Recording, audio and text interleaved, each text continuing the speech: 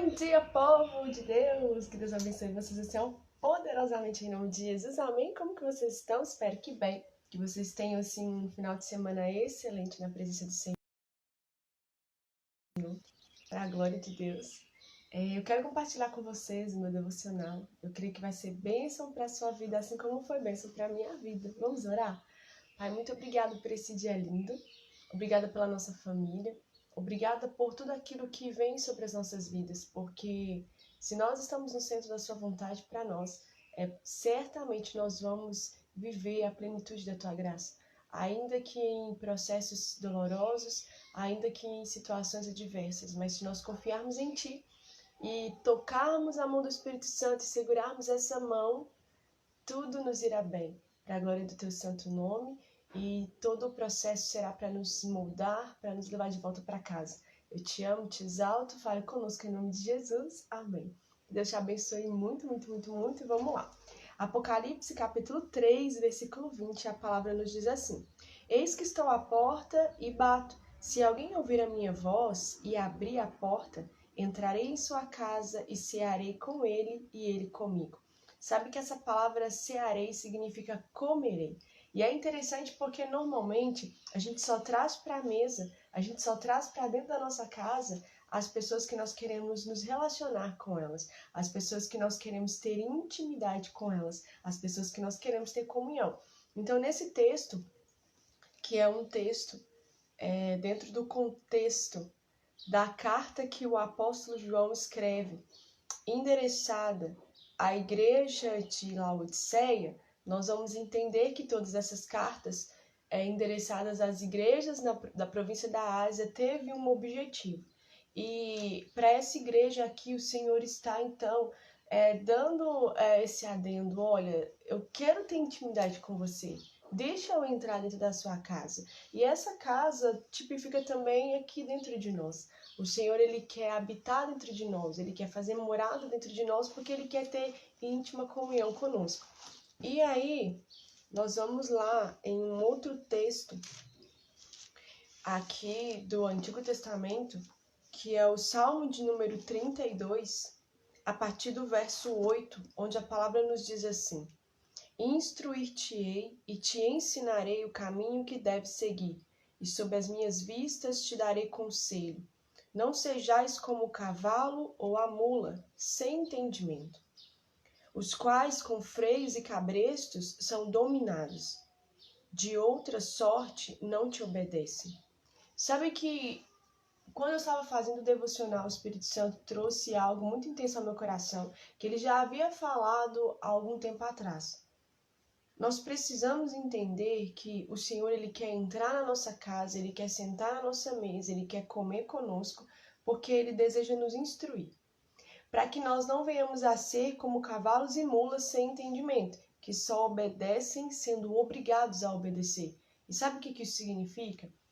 Os preceitos da religiosidade. Porque Deus, Jesus e o Espírito Santo, eles não são uma religião, eles são pessoas.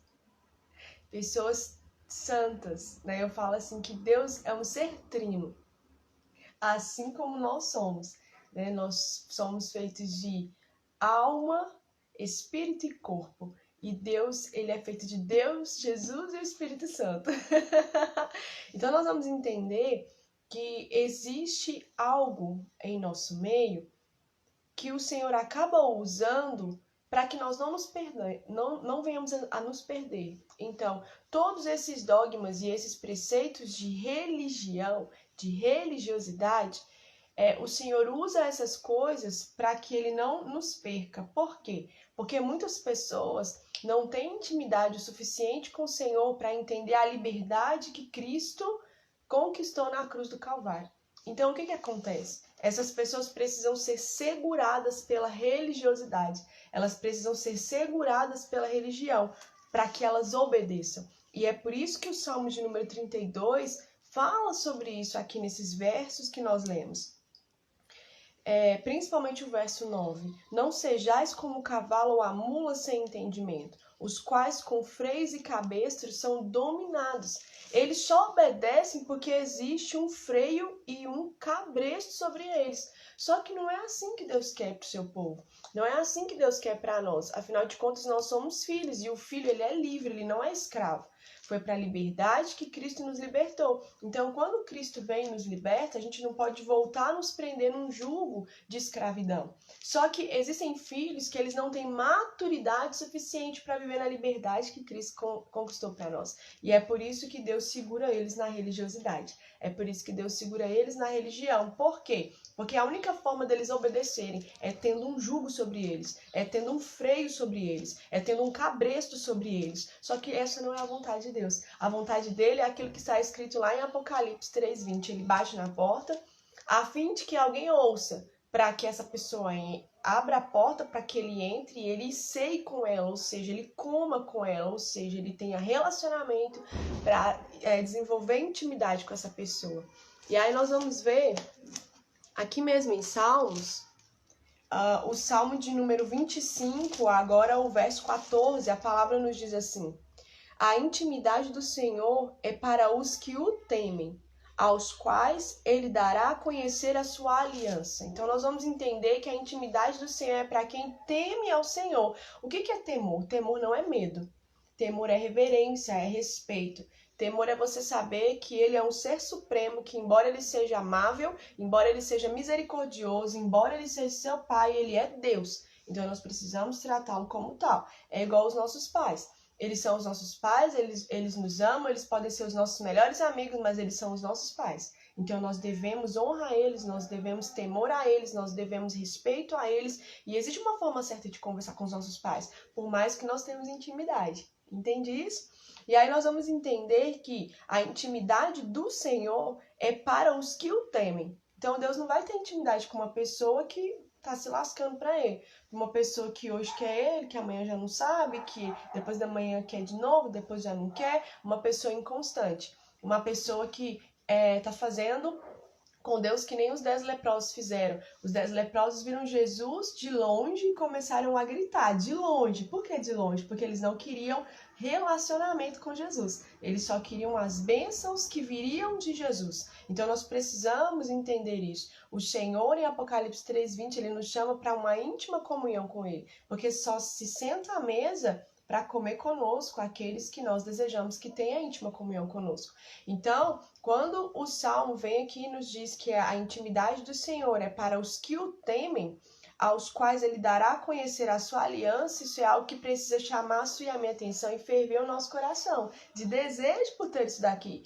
Porque intimidade é uma relação muito próxima e nós precisamos desejar e galgarmos ter uma relação muito próxima com Deus. Afinal de contas, Jesus é o único meio pelo qual nós vamos voltar para casa. É o único meio pelo qual a aliança vai ser restaurada. E é o único meio pelo qual nós vamos de fato ter intimidade com o Senhor. Nós vamos de fato sair desse padrão, desse lugar de religiosos, para sermos filhos genuinamente. E aí nós vamos entender uma coisa.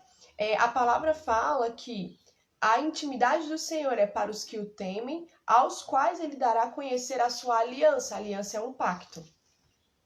A aliança é um compromisso irrevogável. A aliança é uma união. Então nós voltamos lá no texto que nós iniciamos de Apocalipse 3:20. Eis que estou à porta e bato. Se alguém ouvir a minha voz, eu vou entrar, eu vou cear com ele, ou seja, eu vou comer com ele. Eu quero intimidade. Para quê? Para que aquilo que nós lemos aqui no Salmo de número 32 seja extinguido das nossas vidas. Porque a palavra aqui diz, no Salmo de número 32, verso 8, olha, eu quero te instruir e te ensinar. Por quê? Eu quero te instruir e te ensinar no caminho que você deve seguir. Que caminho é esse? O Yeshua HaMashiach, Jesus Cristo. Por quê? Porque eu não quero que você seja como o cavalo ou a mula, que vai sem entendimento, que para obedecer eu tenho que colocar um jugo pesado sobre você. Eu tenho que colocar alguém para te oprimir. Eu tenho que colocar os inimigos para te oprimir em alguma área. Cara, Deus, ele nos chama para liberdade. E nós temos que ser igual ao apóstolo Paulo, porque eu sou livre, então eu me faço escravo de Cristo. E ser escravo de Cristo é ter uma liberdade surreal. O apóstolo Paulo e o apóstolo João, eles foram os únicos que entenderam esse lugar de liberdade em Deus. Porque muitas vezes a gente confunde liberdade com libertinagem. A liberdade é algo surreal em Deus. A libertinagem é algo que não tem nada a ver com Deus, porque é bem proveniente do pecado. Então nós vamos entender também o preceito da Santa Ceia, da ceia do Senhor, né? Que nós usamos comumente nas nossas igrejas. Sabe que a ceia é comer, mas por que nas nossas igrejas nós fazemos ali com o pão e com o suco da uva? Porque é a simbologia do corpo de Cristo. É a simbologia daquilo que o Senhor Jesus estava ensinando ali no Evangelho de João, no capítulo 6.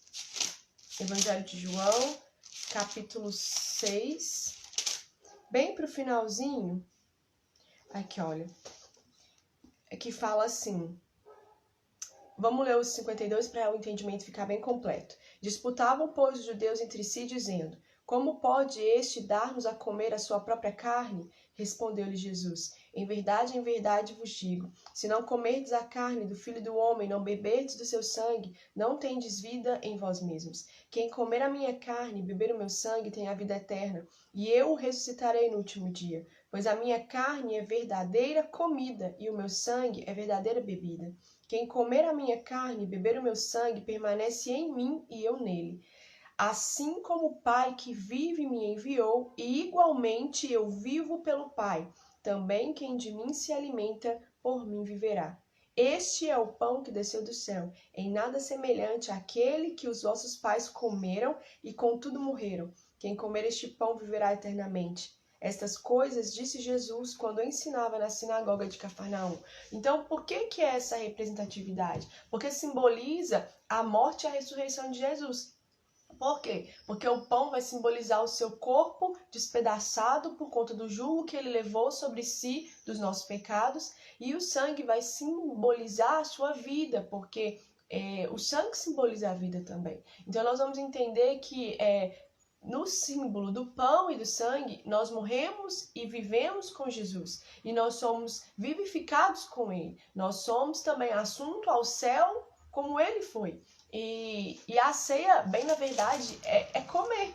E é por isso que nós vemos ali na última ceia, Jesus à mesa, aí a gente volta lá em Apocalipse 3:20, intimidade ali com os seus discípulos.